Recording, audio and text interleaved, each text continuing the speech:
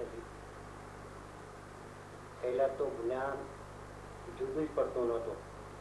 રાગ અને બધું ભેળસેળ પણ એ ખ્યાલમાં આવતું હતું.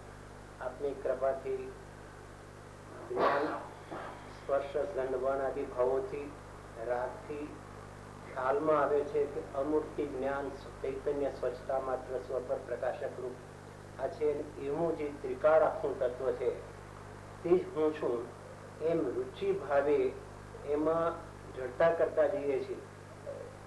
છતાં જે નિર્ણય આવવો જોઈએ એ નિર્ણય આવતો નથી અને હું શરીર છું, હું રાગી છું એમ થઈ જાય છે. તો શું કરવું? એને વારંવાર ગ્રહણ કરવાનો અભ્યાસ કરવો. જી નિર્ણય તો કર્યો પણ એને ગ્રહણ કરવાનો વારંવાર અભ્યાસ કરવો. શરીરની એકત્ર બુદ્ધિ અનાદિકાળથી છે.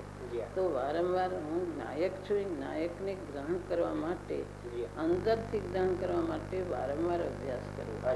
કારણ એકદમ તો કોઈને થાય છે પણ એ અભ્યાસ કરવાથી થાય છે. એને વારંવાર એને ગ્રહણ કર્યા કરવું. હું નાયક છું, હું આ નથી, હું તો નાયક છું એમ પાછો એકત્ર બુદ્ધિ તોડીને અંદર જાય કે હું તો નાયક છું એમ વારંવાર વારંવાર એનો અભ્યાસ કરે, નિર્ણયને દ્રઢ કરે. જેટલું જ્ઞાન માત્ર સ્વરૂપ છે તે જ હું છું, બીજું હું નથી. એમાં સુખ ની તૃપ્તિ એમાં છે, બહાર ક્યાંય નથી.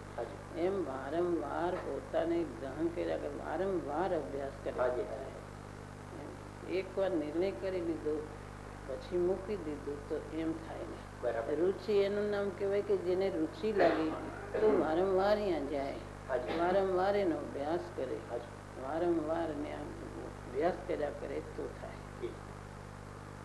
વારંવાર ઉપર આપનું વજન છે કે વારંવાર એને દ્રઢતા કરવી પડે, વારંવાર એનો અભ્યાસ કરે તો થાય.